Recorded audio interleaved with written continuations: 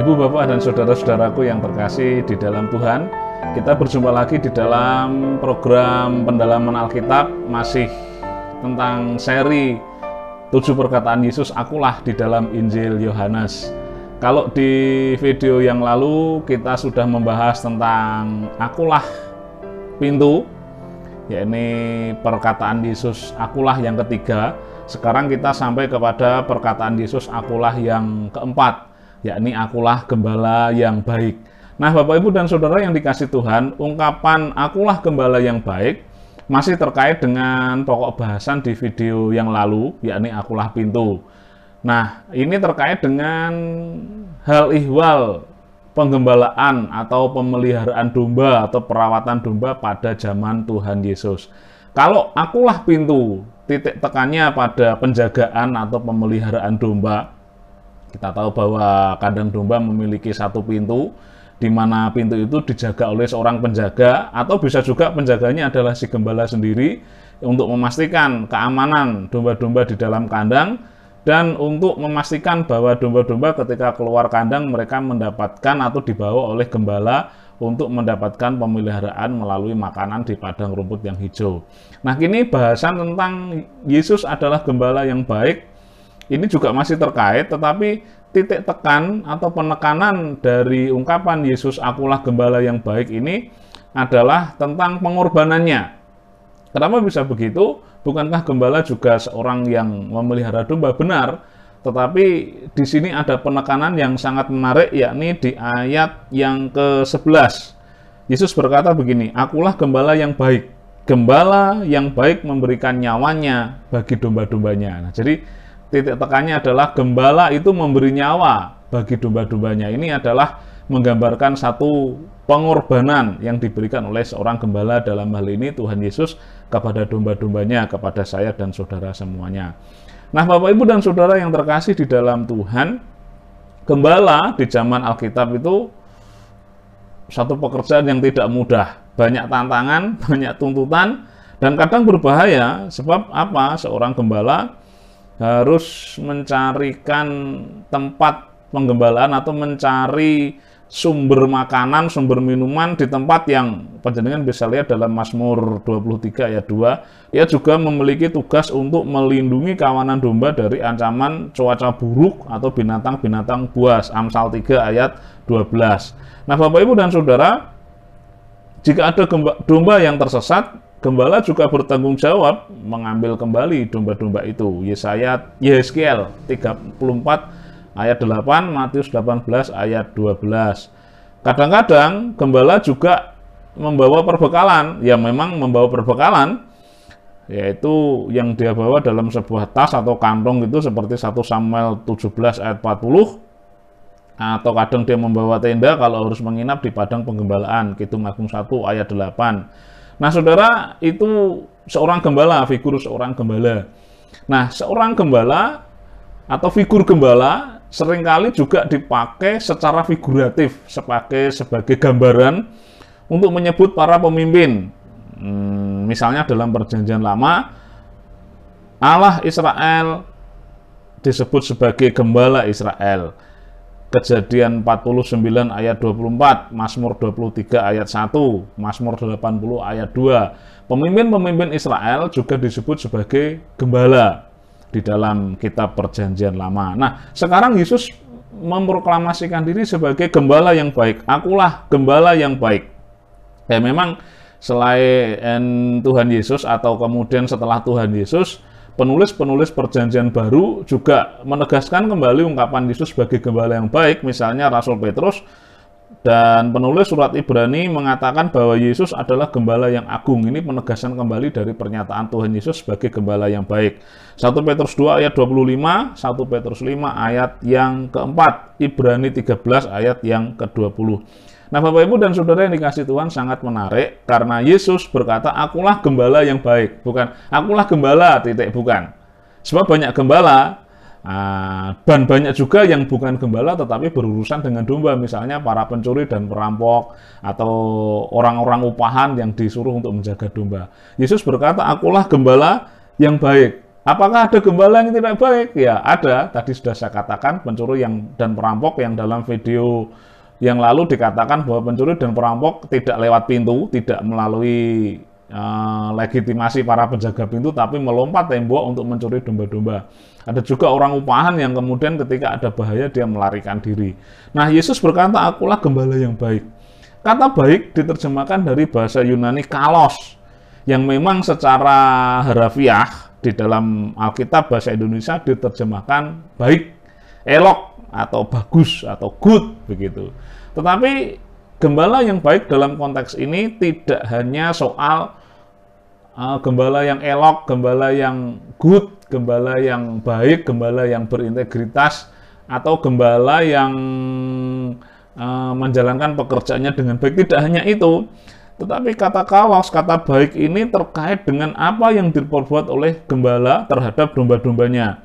Nah, sifat baik itu, atau kalos itu, gembala yang baik itu menjadi pembeda dengan yang bukan gembala, seperti yang saya sudah sampaikan tadi, tetapi dia berurusan dengan domba. Misalnya, sekali lagi tadi, para pencuri, Yohanes 10 ayat 1, ayat 8, dan ayat 10.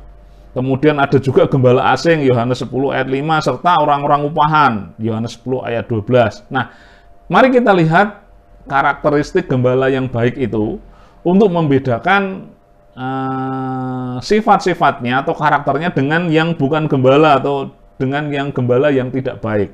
Mari kita lihat bersama-sama. Yang pertama, gembala yang baik itu berkorban bagi domba-dombanya. Yohanes 10 ayat 11 sampai 13. Nah, dikatakan di sana bahwa gembala yang baik memberikan nyawanya bagi domba-dombanya. Yohanes 10 ayat 11b.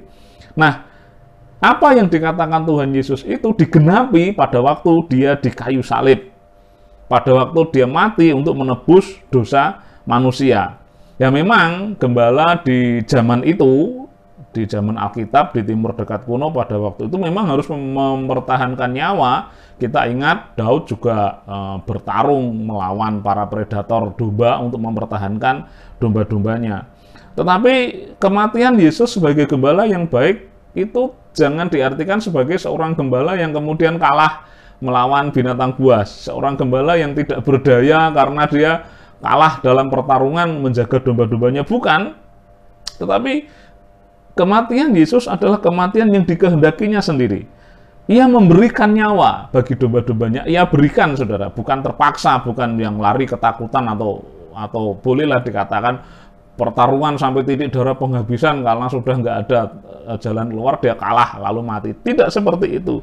Tetapi kita lihat dari bahasa aslinya bahwa kata memberikan atau memberikan nyawa, memberikan ini diterjemahkan dari bahasa Yunani titemi, yang artinya juga meletakkan atau dia memang meletakkan atau to place atau memberikan, meletakkan. Nah, saudara, bukankah Yesus juga disebut sebagai anak domba Allah? Jadi di sini menarik sekali ya, ketika Yesus meletakkan nyawanya untuk diberikan kepada domba-dombanya, ketika dia juga disebut sebagai anak domba Allah, dia adalah gembala yang mendombakan diri, boleh dikatakan demikian. Sebab domba kan juga dalam konteks perjanjian lama dipakai untuk sebagai korban ketika seseorang beribadah kepada Allah. Jadi dia disebut sebagai domba Allah atau domba atau gembala yang mendombakan diri, gembala yang menyerahkan diri untuk domba-dombanya, meletakkan nyawa agar domba-dombanya selamat dari dosa, kira-kira seperti itu. Itu ciri yang pertama, gembala yang baik yang membedakan dengan yang bukan gembala tapi berurusan dengan domba. Kemudian yang kedua, gembala yang baik mengenal domba-dombanya. Yohanes 10 ayat 14 sampai dengan ayat yang ke-15. Nah, saudara-saudara, gembala mengenal dombanya satu persatu. Demikian pula sebaliknya dalam Yohanes 10 ayat 14, domba juga mengenal suara gembalanya masing-masing. Bandingkan dengan ayat yang ketiga, Yohanes 10 ayat 33. Nah, ini sesuai dengan konteks penggembalaan pada waktu itu. Sebab apa? seorang gembala memang harus mengenal dombanya satu persatu. Sebab kalau tidak, ya nanti domba bisa bercampur baur. Sebab apa? Pada waktu itu ketika orang menggembalakan domba, membawa domba-domba kepada padang penggembalaan, mereka nggak sendiri. Nah, gembala biasanya bareng-bareng dengan banyak orang, dengan tetangga-tetangganya gitu. Ayo kita mau menggembalakan di padang rumput. Ini musim menggembala, mereka datang rame-rame. Nah, dombanya si A, si B, si C itu juga ngumpul jadi satu bareng-bareng ke sana. Lalu kemudian mereka juga kadang-kadang berada di dalam sebuah kandang yang sama. Wah, dengan banyak gembala itu. Nah, disitulah kemudian ada penjaga pintu. Ya, seperti di video kita minggu yang lalu. Nah, lupa apakah nggak kecampur nanti? Apakah nggak nanti si A berangkat bawa 100 domba, pulang tiba-tiba dia menjadi 105, yang lain berkurang, apakah nggak begitu? Nah, ini yang dimaksud bahwa gembala yang baik mengenal suara domba-dombanya. Nah, saudara, gembala itu dalam bahasa Jawa titen, atau dia tahu betul jumlah dombanya dan mengenal satu persatu. Nah, sebaliknya gembala juga memiliki suara yang khusus, yang khas, suara yang masing-masing semua berbeda. Jadi ketika domba ada di dalam kandang, lalu mereka waktunya lalu keluar untuk ke padang rumput, lalu kemudian penjaga pintu membukakan pintu, gembala berdiri, mereka mengeluarkan suara-suara yang khas, sehingga hanya dombanya sendiri yang tahu suara itu dan dia ngikuti gembalanya. Kira-kira seperti itu. Lalu gembalanya ngitung satu-satu, oh ini domba saya semuanya lengkap dan dibawa. Demikian juga gembala yang lain memiliki atau mengeluarkan, meneriakkan suara yang khas yang berbeda dengan gembala yang satunya, sehingga domba-dombanya sendiri yang mengikuti suara gembalanya. Jadi nggak akan tercampur. Nanti kalau pulang pun demikian, ketika sudah sampai di rumah, di tempat tinggalnya juga begitu. Mereka berpisah dengan cara gembala kemudian mengeluarkan suara-suara khas yang diikuti domba-dombanya. Jadi nggak mungkin tercampur. Wah, pergi bawa 100 domba, pulang kok bawa 105 itu. Nanti tetangganya juga kehilangan domba 5, itu kan repot. Nah, jadi ini dipakai Tuhan Yesus untuk memberi gambaran bahwa dia kenal kelompoknya, dia kenal umatnya, dia kenal dombanya, dia kenal saya dan saudara. Nah, sebaliknya, apakah panjenengan dan saya, apakah kita semua sebagai domba kenal suara gembala kita? Itulah yang menjadi titik tekan dari pengertian ini. Saling kenalnya itu. Gembala kenal kita.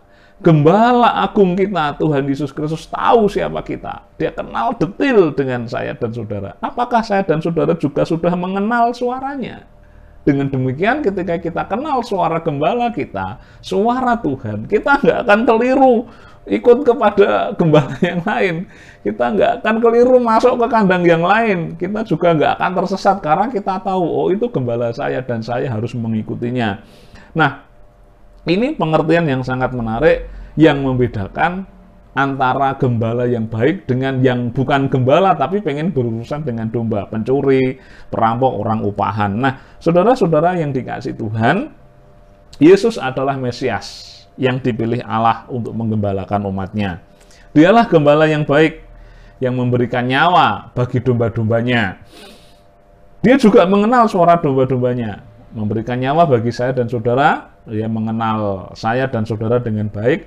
Nah, tuntutan gembala jelas bahwa kita harus mengerti, mengenal dengan baik suaranya.